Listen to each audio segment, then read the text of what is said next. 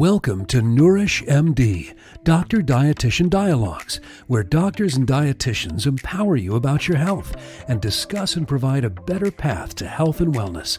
Proudly presented by Concierge Medical Practice Private Physicians Medical Associates, PPMA, with your hosts, registered dietitians and nutritionist, Lauren Papanos and Romana Brennan. Hello, everyone, and welcome to Nourish MDs. I'm one of your hosts, Lauren Papanos, also joined today by Romana Brennan. And we are going to be talking with Dr. Aziz. She is a podiatrist, and we're going to be asking her all the questions about foot and ankle issues and anything that you might have wondered about things like gout and arthritis, athlete's foot, so on and so forth. So, Dr. Aziz, welcome to the show, and thank you so much for being here. Good morning. Thank you for having me.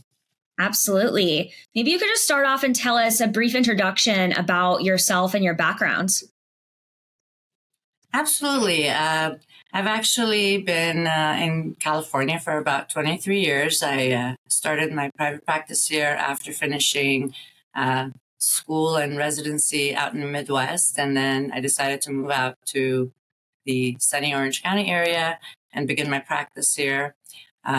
Initially, I mainly practiced down in the Rancho Santa Margarita area, as well as having a practice in Orange.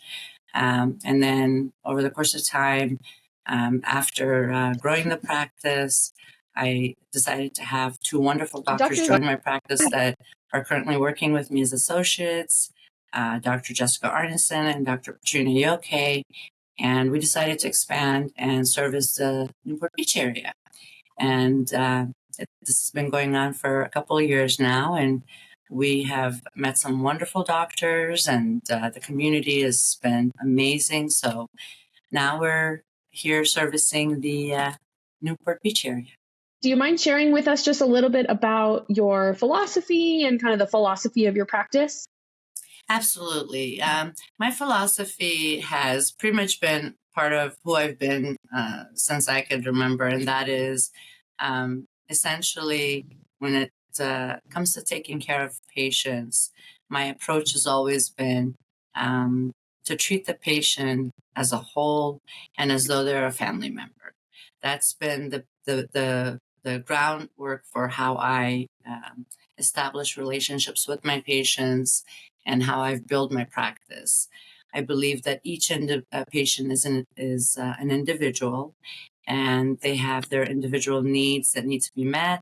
So when they come into my office, it's not just another plantar fasciitis or another ingrown toenail. I like to pride myself in getting to know my patient and addressing not only their immediate needs, but also making sure that after they've seen me, they're equipped with all of the education as well as any treatment modalities that I can offer them to set them up for a healthy life as far as their foot and ankle is concerned. And then ultimately, if you have a healthy foot and ankle, you're also are able to maintain a healthy lifestyle, an active lifestyle. So my approach is very much looking at a patient as a whole, making sure that I'm not only addressing their immediate needs, but also setting them up for a healthy life with regards to both their foot and ankle, as well as the rest of their body is concerned. And I'm very close to my patients. I need to be pretty much in tune with what's going on with them and their level of activity and what their goals are. So that's kind of how I see each and every patient of mine, and I try to address all of their needs. Awesome. We love that. And it's refreshing to hear that you are treating people as patients, right? And not just their diagnosis, because of course, there's so much more that goes into the treatment process than just what you see clinically right in front of you. So we want to talk a little bit about some of these common foot and ankle issues today. I know you probably see a wide breadth of things. And so we're going to get into some of the common ones that we hear quite a bit in our office. So maybe you could just start off by telling us a little bit about some of the most common conditions, maybe give us the top 5 that you see on a weekly basis in your clinic. As you said earlier, there's a wide variety of things that we see, but I would say the most common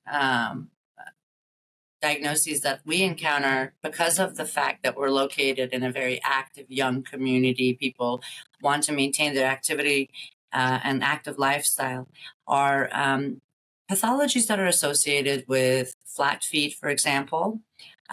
We have plantar fasciitis, which is probably one of the most common things that come into our office, which is the heel pain that affects people's activity, and they are unable to maintain their active lifestyle as a result of plantar fasciitis. For the younger patients, we tend to see a lot more ingrown toenails and warts.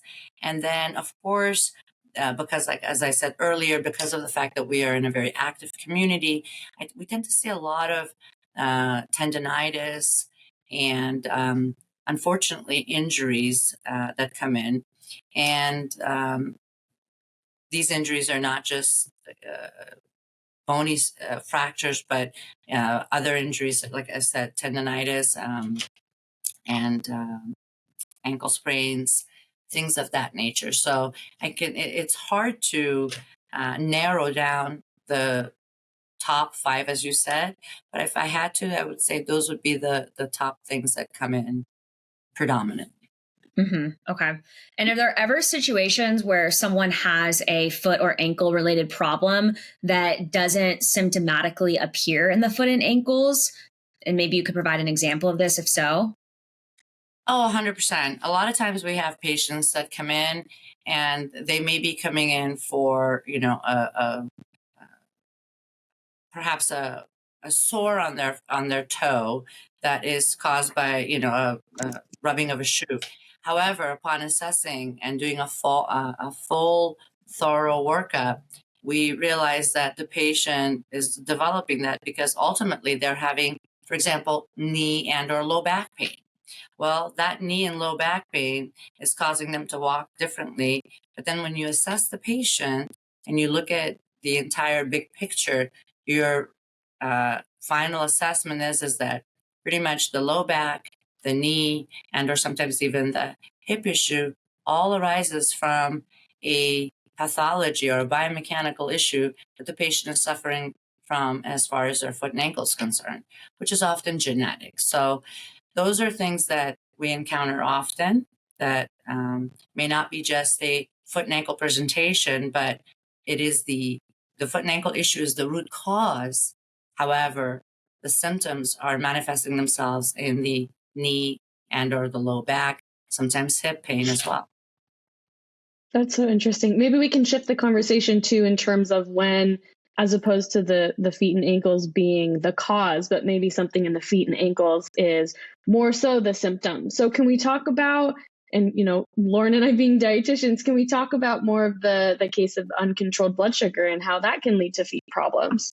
Oh, absolutely. Well, as we know that, diabetic foot, diabetes and its complications as far as in the realm of foot and ankle is huge.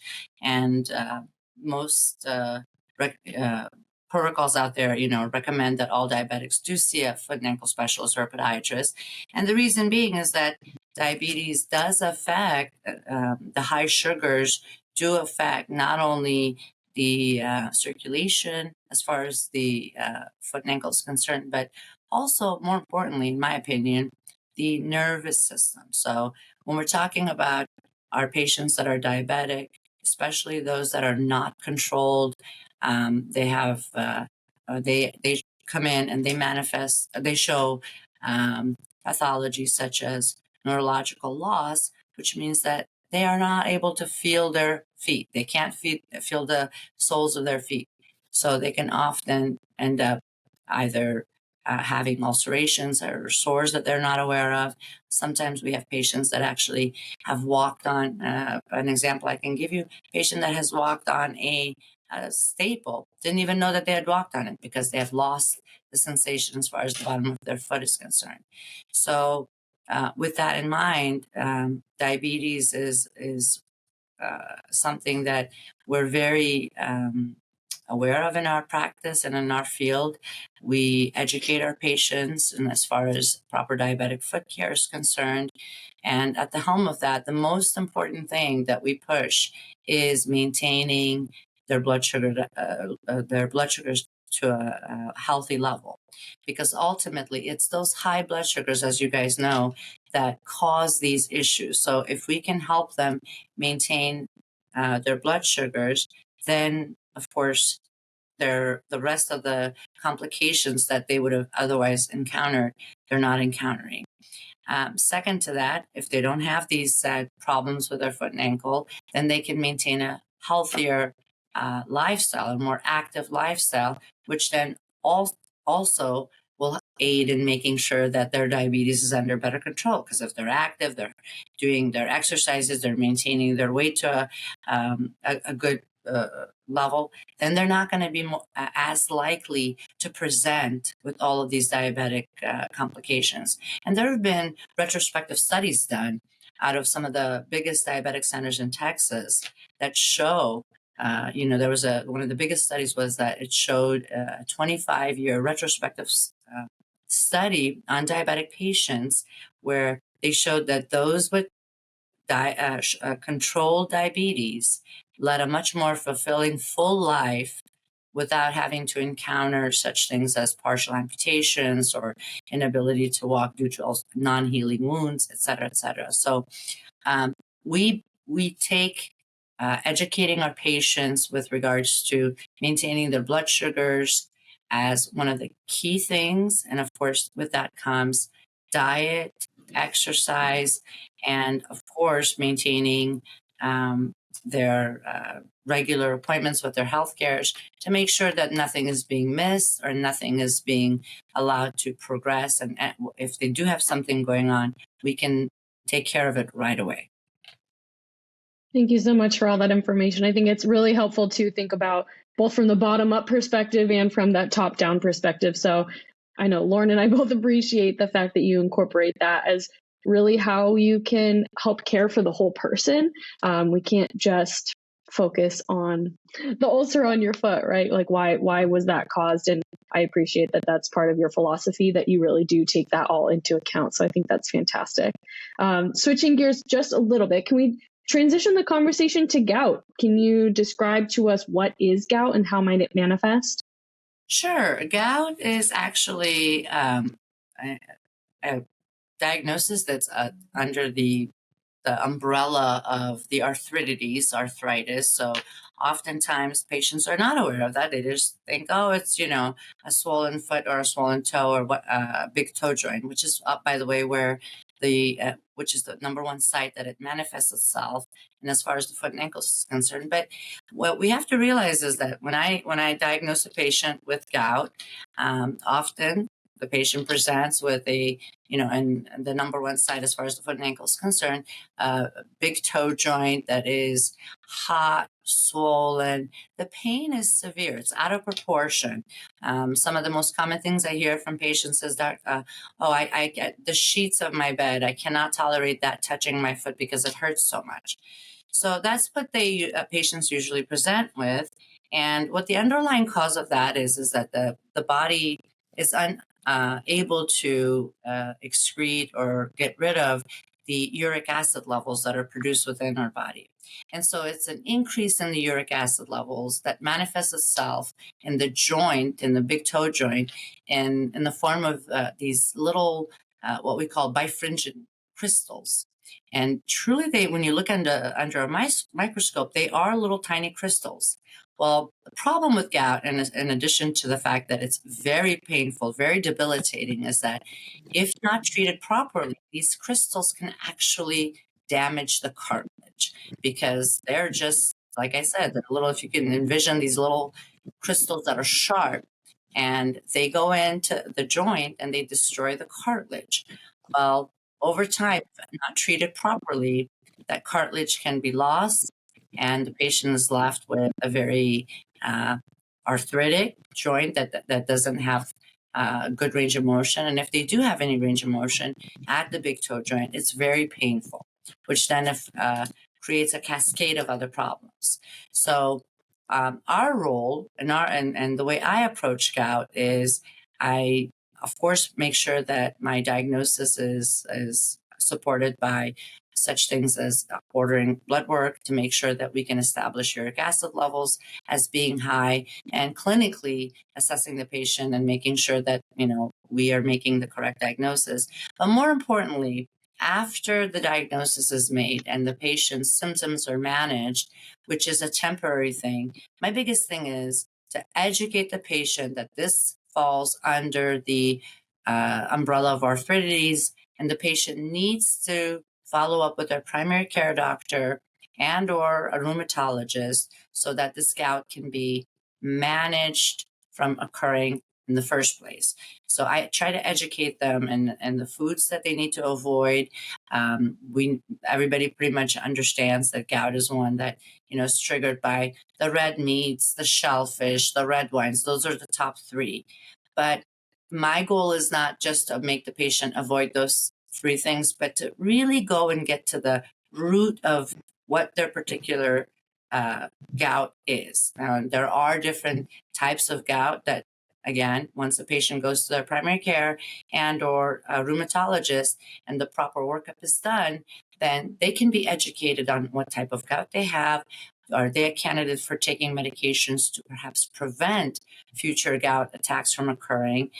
Because there are such modalities available, in addition to the patient getting educated on how to avoid having another gouty episode.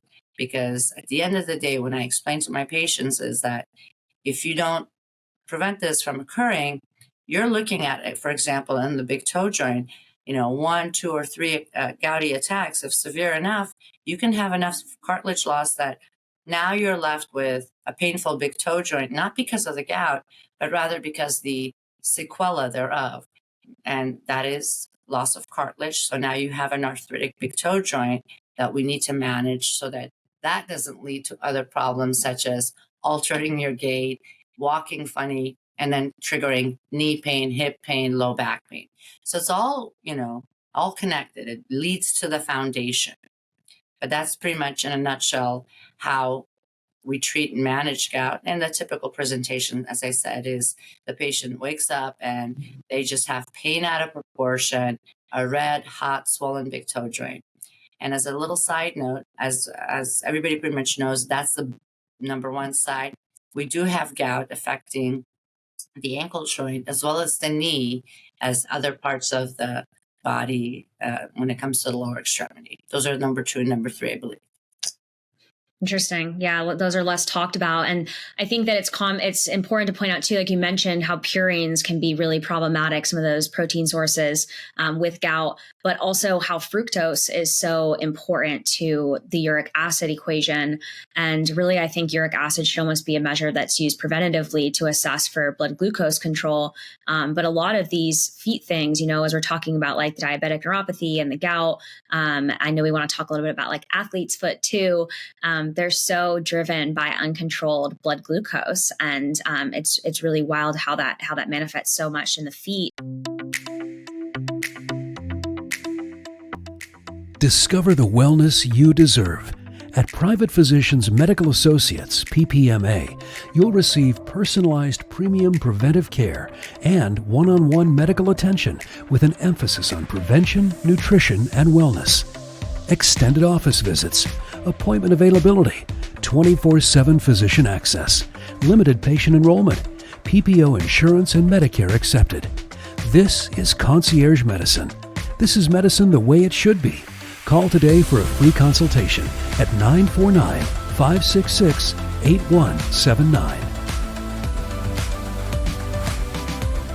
So maybe you can just tell us a little bit more about athlete's foot. I know that's kind of probably not the clinical term of it, right? But maybe what's often referred to as, but there's likely people that are not necessarily athletes that also deal with some of these like fungal foot infections, would you say?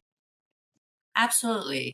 And you're right. It has that term athlete's foot, and one would think that it only affects athletes, but in actuality, pretty much everybody is fair game. And the reason being is that it's such a prevalent, simply put, bug. I mean, fungus is really the bug that causes both the infection in the skin, which we commonly refer to as athlete's foot, and it also is the same organism that affects the nail, which we refer to as onychomycosis and or fungal nails. So the bug is very common, and it's in the categories of basically think of mold, or that would be the broader way of looking at it. And if any of us have ever seen that kind of organisms grow, they love warm, dark, moist areas, right? The inside of the shoe, I joke around with my patients after being in practice for so long. You got to get a little funny with them and with yourselves to have a good day with all of your patients. I tell them, look, the inside of the shoe is a Fiestaville for fungi. They love living inside the shoe. So the prevalence of the organism is obviously one aspect of it. And then the second part to it is that it tends to be one of those infections that it's almost like a hit or miss. Yes, of course, it is more prevalent in patients that are more immunocompromised. So, of course, our diabetic patients are going to be the more the patients that are going to show this more often, because as we all know, if their blood sugars are not optimal, that also affects their level of their immune system and the strength of their immune system. So if they're exposed to any types of organisms such as fungi, then they're going to manifest in the clinical symptoms of having that dry, scaly skin that presents in the soles of their feet. Also, it presents itself in between the toes, as well as then if it's left untreated, and if there is a portal of entry, a way for the bug to get into the nail, often through the cuticle, then it will show itself up in the form of a fungal nail infection, which then is a much more difficult thing to treat.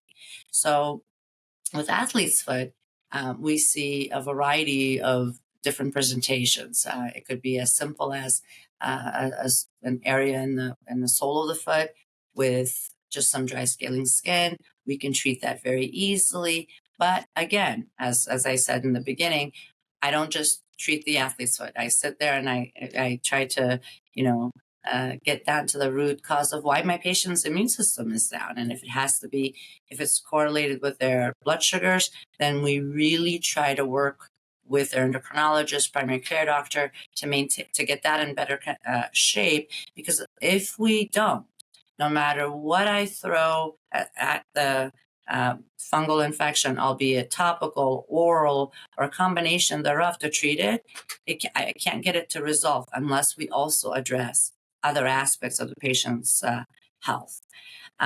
With regards to the nails, when it does get into the nail, that becomes a little bit of a tougher infection to resolve, because the infection is deep in the actual matrix cells or nail cells. So the nail cell itself is what's infected.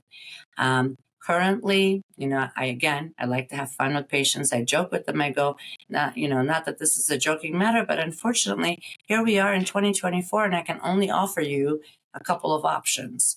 One option for the fungal nail infection treatment is a oral medication. It's been around, longer than I've been around. It's called Lamisil, and patients usually need to take that for 90 days. But there's a little problem with it, because it is harsh on the liver. So we have to be mindful of that. And especially with our diabetic patients, I tend to be more conservative. So prior to putting patients on it, I will either refer to the patient's primary care doctor and check out whether or not they've had recent labs done to let me know whether their liver is in good shape. Are they taking any medications that are going to be, going through the liver, as well as me putting them on the Lamisil, because then that's going to tax the liver too much. So we have to be mindful of the liver if we're going to put the patients on the oral medications, because that is a 90-day treatment. We don't see results for a year because we have to wait for an entire year, since it takes the nail that long to grow out. As far as another treatment, we do offer our patients laser. Laser's been out for some time now. The FDA did approve the Cutera machine initially as the preferred machine to treat laser, and it's quite successful. However, in my office, in my opinion, we find that laser by itself is not necessarily the key, rather a combination of laser as well as treating the patient's shoes where the infection, as I said earlier to you, loves to live.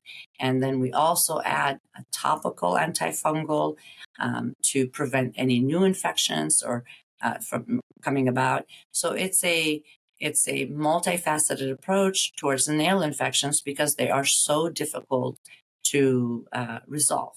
Again, it's purely because of the depth of the infection and our inability to get down to the level of that cell where the infection lives.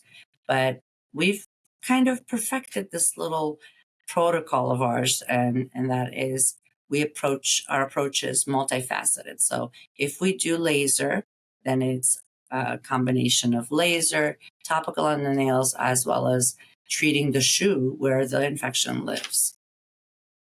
Thank you for talking through the spectrum of how that can present. I think it's really important for people to know that we don't want to wait until it reaches your nail beds, right? Like that's at that point in time, things are much more serious. So I appreciate you touching on the presentation as well as treatment options.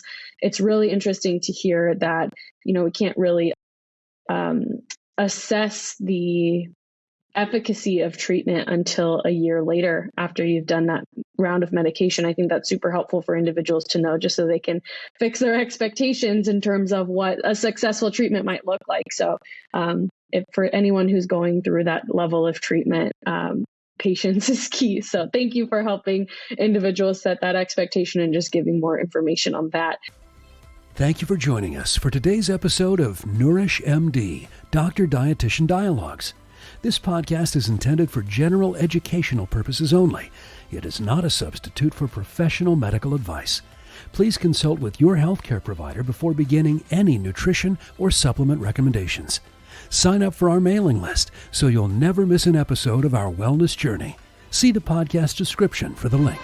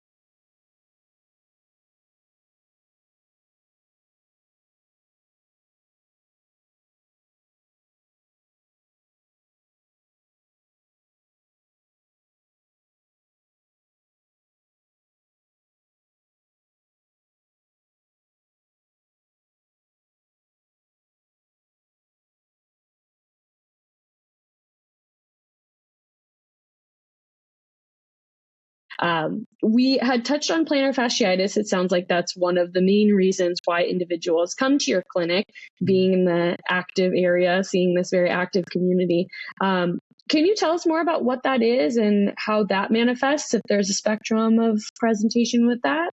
Absolutely. So plantar fasciitis usually shows up in its typical form that most everybody is able. I joke again, as I said, when they go to Dr. Google and they look up heel pain. The typical presentation is patient is having heel pain closer to the midline of the body, basically, and they usually present with worse pain after periods of rest or when they first wake up in the morning. That's their typical presentation. And by the time they usually get to us, usually they've tried a few things and that they've found online. But the main thing with plantar fasciitis is that the presentation can really vary. The most common one I just touched base on. However, a lot of times patients will come in, believe it or not, with outside of the foot pain. They're coming in with what they say is ankle pain or overall kind of like one side of my body has been sore. I don't know what's going on, Dr. Aziz. It's stemming from my foot all the way up to my low back.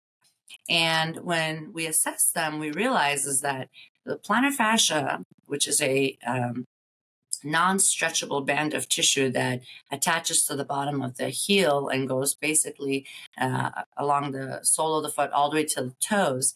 This band of tissue is non-stretchable, so when the foot basically is collapsing or the arch is basically falling, which is unfortunately something that happens to most of us as we go through the wonderful aging process, some more than others, depending on the structural integrity of the foot, which is based on our genetics. But as we go through life and this arch slowly falls a little bit, there is tension on the band of tissue, the plantar fascia, and since it does not stretch, it's made out of fibers that does not have any stretchability, you get microscopic tearing, and that microscopic tearing creates inflammation.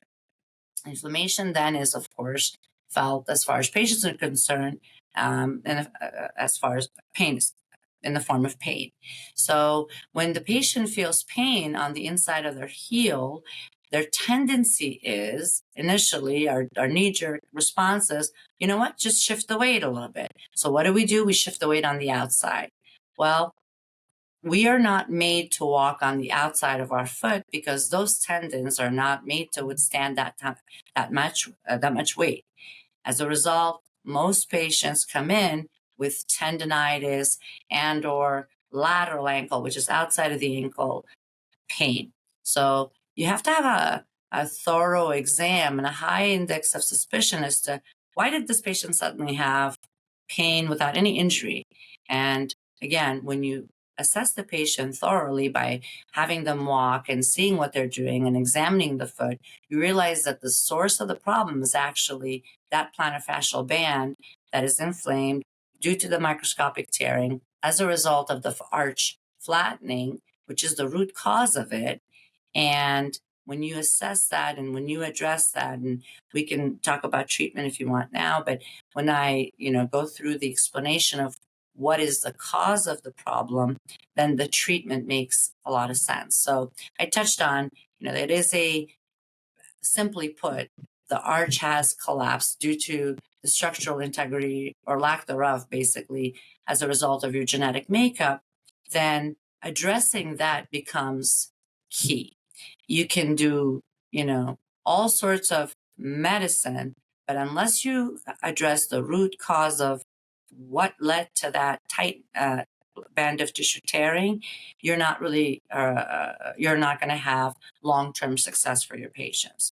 So what we do in our office is, again, once we've established that plantar fasciitis is the diagnosis by the utilization of x-rays, of course, a very thorough clinical exam, then we can explain to our patients what the biomechanical cause of, meaning the flattening of the arch, which has a whole list of what I call pretty intense biomechanical, structural component to it. Once we try to explain that to the patient and they understand it, then the treatment will consist conservatively, usually, of controlling the root cause, which is the flattening of the foot. And that is done via a custom corrective orthotic, as well as other things such as physical therapy to deal with the secondary problems that we have created as a result of compensation, and sometimes some anti-inflammatories. And once we address the problem with those aspects of it being resolved, then the patient's heel pain, possible knee and or low back pain is then resolved. So that's kind of the little insight or quick look into plantar fasciitis. Now, most of our patients respond beautifully to what I just outlined as the most common treatment protocol for plantar fasciitis, which is the custom corrective orthotics, physical therapy, sometimes anti-inflammatories. But some, just like with anything else, don't respond. And today we are very fortunate because in the past, we really didn't have another alternative in as far as treating this. So our next step would have usually been surgical intervention. But nowadays, with the advent of regenerative medicine, we can offer our patients a multitude of other treatment protocols, such as stem cell injections and or PRP injections, which fall under the regenerative medicine treatments, which have been extremely successful in treating these, resolving the tough cases, and really not requiring us to resort to surgery, which is, I think, something that, again, the active community and even the non-active community, anyone really, doesn't want to have the added risk of surgical complications, anesthesia, et cetera, if we can get them better with conservative means. Yeah, of course. And I'm glad you brought up the use of the stem cell therapy and the PRP, because I know that's something that you do in your practice. I think that's great that you guys are using these regenerative medicine approaches as another option before surgical intervention. So could you tell us a little bit more about how the stem cell therapy and PRP works, and maybe some of, like, outside of plantar fasciitis, are there any other common conditions or problems that you would use those types of treatment approaches for? Oh, absolutely. It's been an amazing thing to be able to work with this regenerative medicine that is readily available to all of us. It used to be that just, your elite athletes had this, but now we're very fortunate to be able to offer this to our patients. Essentially, the simplest way to look at what these regenerative medicines are, for example, the stem cell. Stem cell is basically an amniotic membrane and umbilical cord tissue that is full of growth factors, things that we call cytokines that are there to reduce the inflammation and promote the optimal tissue healing in the most quickest way that the body can accomplish that. So that's the gist of what a stem cell injection will do. PRP, slightly different. Stem cell is something, of course, that we get from a lab and or a company, but PRP is something, it stands for platelet-rich plasma, but it's something that we're able to get from, you come in, we draw your blood, we're able to spin the blood, and then what we do is with that spinning it in a centrifuge, it's able to separate the most golden part of the blood that also has all of those healing potentials, anti-inflammatories that allow a much more optimal healing potential, faster healing, and in essence, a targeted, basically, way of healing that part where we are injecting the either PRP and or stem cell. So by doing that, what you're doing is you're basically bypassing the body's slower, or sometimes inability to provide the injured part with all of those goodies that are responsible for healing things that otherwise wouldn't. We use stem cell and and or PRP for a variety of things. In our office, we've noticed there's 3 doctors, and all 3 of us have noticed that we have reduced our surgical volume quite a bit by having this stem cell and PRP available for such things as partial tendon tears, chronic tendonitis, slow healing fractures. I mean, the list of things that I can go on and on about, can take forever. But essentially, if you think about it as, if you have any injuries, be it soft tissue, tendon, ligament, bone, by us, obviously identifying it properly by utilizing such modalities as MRI and CT, which we always do.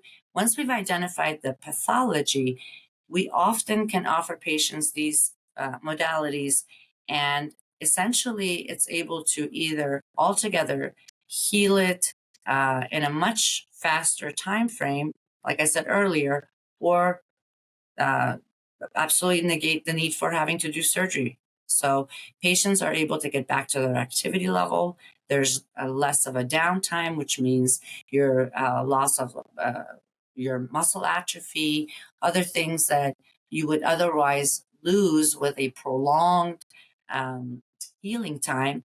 These regenerative medicines reduce the healing time. They increase the chances of you healing things conservatively. And so it allows the patient to get back to their active lifestyle much faster. And to date, I really haven't encountered any side effects. There's really, with the PRP, it's your own blood basically going into your own body. And with the stem cell, we did a thorough search right before I started talking to you guys, just to make sure I didn't miss anything new. But there really isn't any, major stem cell side effects that are being reported, other than the basic, the injection site was slightly sore or had a little rash, and it resolved within 24 hours. But nothing that I would say that would be contraindicated for using these treatments. And as far as the types of patients that would benefit from this, there is no age limit. In other words, where you can use it in young adults up to patients that have significant arthritis, and they get relief even in their with their arthritis pain. So that spectrum is pretty wide. Wow. That's fascinating. Thanks so much for sharing more about that information. And thank you so much for just being a wealth of knowledge. Thanks so much for your time today. I know I've learned so much about different issues that thankfully I personally don't have to struggle with, but I think young and old, we definitely, plantar fasciitis, athletes, things of that sort. There's no age limit to